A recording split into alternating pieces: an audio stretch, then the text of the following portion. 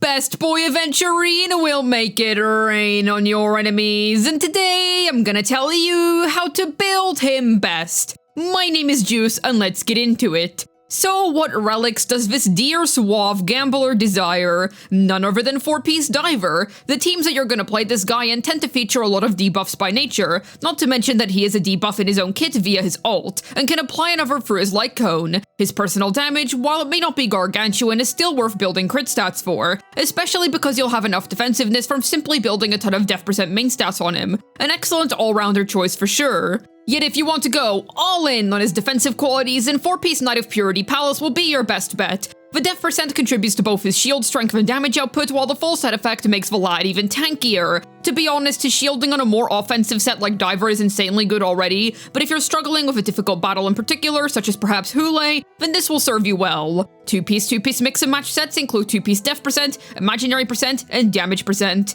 As for his 2-piece string and orb, simple. 2-piece Duran Dynasty of Running Wolves is the follow-up attack unit set. Use this set. Its effects are especially impressive if you pair this set on Aventurine next to Robin for her follow-up attack specific buff. However, Inert Salsado is still really well worth your time on him. It covers for his ult damage too, which is excellent. If you already have a good Salsado set, then there's no need to go pull your hair out over trying to get upgrades on the Duran set. 2-piece Bellabug of the Architects is his best fully defensive option, but you don't build EHR on him, so you'll never be able to proc the full effect, so I'd rather go for the offensive options. 15% extra def isn't much compared to the buffs of Salsado or Duran in my opinion. 2-piece Sigonia is really strong for him in pure fiction, but outside of that place it falls off a decent bit. Even then, you'd rather use Duran as it's his best all-rounder set. However, you could even say 2-piece Broken Keel is his true best in slot. After all, it offers your entire team a nifty buff to their crit damage percent. It's flexible across all of his best in slot teams, while also buffing himself in the process. This is definitely his best all-rounder choice for sure. As for Aventurine's main stats, simple. Go for def percent boots, a crit damage percent body, an imaginary percent orb or a def percent orb, and a def percent string. You use def percent over speed on the boots because he prefers to get hit by enemies. One shield from him every once in a while is more than enough a lot of the time. Getting hit allows him to restore energy and build up stacks for his follow-up attack, which deals damage and restores even more energy, which allows him to use his debuffing ult. Speed simply doesn't suit the nature of his kit, and the huge reward of 48% free crit rate from building a ton of def on him is more than worth it. He gets a ton of free crit rate already, so always use a damage percent body. You'll have more than enough def from using both def boots and a string of that stat as well. You can go for either a def percent orb or an imaginary percent one. The def percent one will have him do less damage, but will offer you greater defensive capabilities. The imaginary percent one sacrifices extra defensiveness for better damage, which you can go for easily as long as you're meeting 4k def through substats. It's a pretty rigid build that doesn't require any changes depending on circumstances. As for Best Boys stat goals, simple. Go for 4,000 def, 45% crit rate, and 200% crit damage. 45 rate plus the free 48% brings you to being just short of nearly 100%. This stat setup allows you to achieve almost a perfect 1-to-2 ratio. If you can manage 52% rate with 4,000 def, then you do indeed have a perfect 1-to-2 ratio with him. Don't bother with speed on him as it doesn't really move any mountains when it comes to your team's cycles. While this ranks the damage of his best relics, definitely consider that you might not be looking for damage in specific. If you want defensiveness, then make sure to check if any def percent or shield strength is offered. Even so, he's so easy to build crit stats on that even if you can only manage a poor ratio, I would still build him more offensively. As I said earlier, don't worry about Duran being better if your Salsado set is insane. A 2% increase is a bit of a snooze, though Duran is far more efficient to farm as opposed to the Salsado set. Even then, the Bellabog set works on him too as a purely defensive option, so I see only wins here. As expected of the oh-so-lucky Aventurine. So what cards is our gambler going to play with? None other than Inherently Unjust Destiny. Damn, that code name is still so cool. This is without a shadow of a doubt the Patooty's best in slot. Tons of free stats which boost both his shields and personal damage, along with being able to slap a debuff onto the enemies. Excellent light cone for all Aventurine playstyles while adding another debuff into his kit. Very worthwhile. Moment of Victory would be your next best bet, as it's a 5-star light cone with a crap ton of def percent. It'll be your next best bet if you don't have his main light cone. It's pretty close to his signature in terms of shielding quality, but because you lack the debuffs that this sig provides, you lose out on damage. You also gain a ton of extra taunt value from this light cone, and Aventurine's taunt value is already super high thanks to Preservations having the highest taunt values in the game. This leads to him getting hit more often, which equals more stacks, which then equals more follow-up damage. A superb budget choice. Destiny's Threads will be your best free-to-play bet for the guy if you're looking to beef up your Aventurine's damage. It gives him crit stats based on def while also providing him some effect res. Excellent budget light cone option, it's actually his third best for damage at S5. Concert for 2 is a great hybrid choice, offering both a crud ton of def percent along with an increasing amount of damage for the wearer, who would be Aventurine in this case, based on how many of your units are currently shielded. Good pick if you want the best of both worlds. This Is Me is mostly good for Aventurine's def. The increases to his ult damage are nice, but are honestly not as useful as anything follow-up attack related. Texture of Memories is free from the Herda shop, but it underperforms compared to Destiny's Threads. Both are free, so choose Threads instead. You can use textures if you're really struggling with survival, but I highly doubt that you're going to need this much defensiveness. Besides, it lacks the def percent stat itself, naturally making it perform a little worse on him. Just choose Threads. His light cone options cover both grounds fairly well. Once again, because his shielding is so broken already, I'd encourage picking the more offensive route with him. There's definitely enough excellent choices here to work well on him, and don't be intimidated by how good his signature is for damage. His 4-star cones are honestly pretty great on him. His 5-star cone is simply insanely busted on him. So, who's gonna join Aventurine in hitting up the casino? Thing is, he's a shielder. Every single team in the game can use him, no matter who you main. If you have a team in the game Honkai Star Rail, congratulations, Aventurine is gonna work in it. However, there are some specific synergies where using Aventurine in particular is ideal, so note that every team can use him, but I'm gonna cover his best ones here. Feel free to ask in the comments about a specific synergy. He's amazing in Fei Xiao teams for a couple of reasons. For starters, because his follow-up attacks proc so often, he's able to build up her ult stacks really quickly. If you don't have Aventurine with her, the ult stack generation is noticeably slower in my opinion. This is the main benefit of using them together aside from the fact that the Gambler has excellent synergy in follow-up attack specific teams in general. If built offensively, his personal damage when Robin's in the team isn't chump tier whatsoever.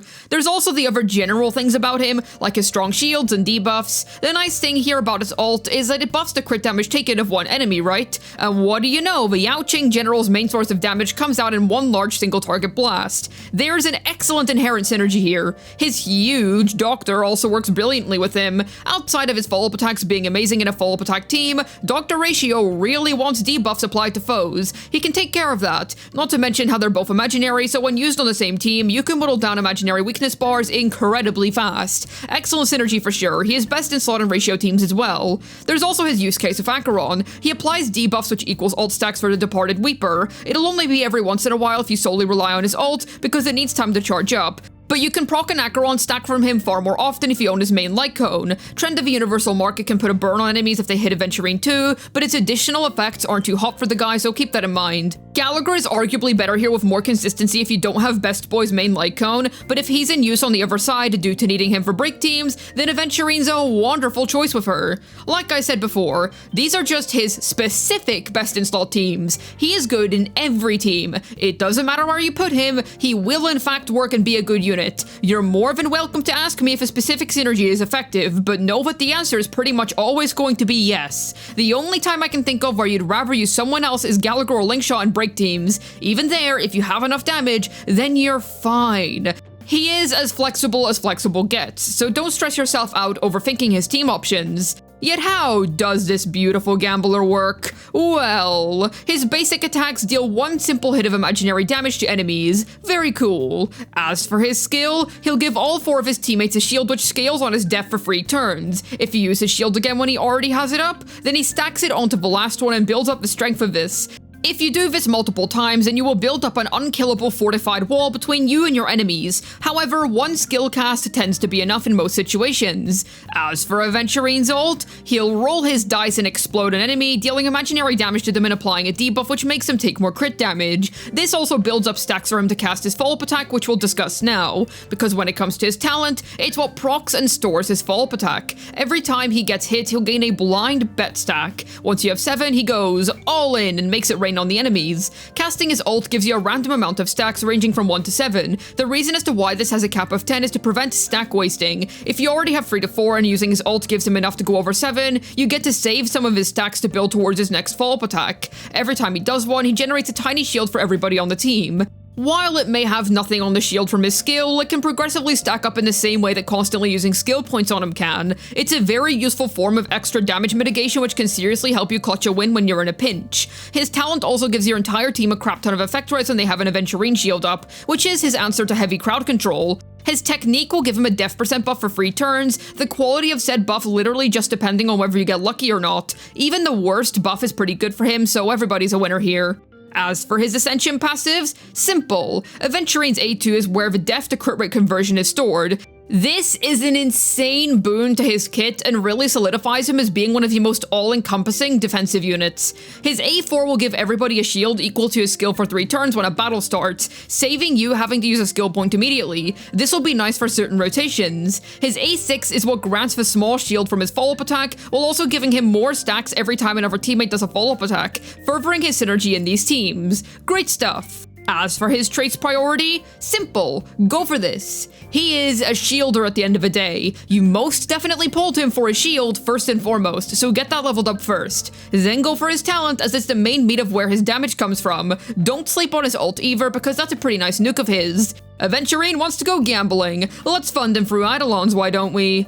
This allows him to provide skill quality shields after using his ult, furthering his skill point efficiency. The 20% extra crit damage is simply the extra cherry on top. Great Eidolon. This encourages healthy skill point use on him even more, and since his ult can generate skill shields too after getting his E1, you'll be good to go in terms of defensiveness. Wonderful E2, you'll hit big numbers with this on your side. It's a shame that this doesn't upgrade his shield quality, but his basics and ult are both fairly important at this stage, so it's understandable. Aventurine can deal even more follow-up attack damage with this while also gaining a wild boon to his def %. Fantastic for an E4. Finally, his follow-up attack is upgraded. Very nice, obviously a huge boost to his damage output. Naturally, this E6 is absolutely incredible. His damage goes through the roof here, right up into space. Fantastic Eidolon, but you definitely don't need it. I'd go for S1 first, then collect his Eidolons up to E2. Then it's up to you as to whether you want more or not. And yes, his C4 is indeed worth getting on its own. Fantastic high investment lineup. Aventurine is meta,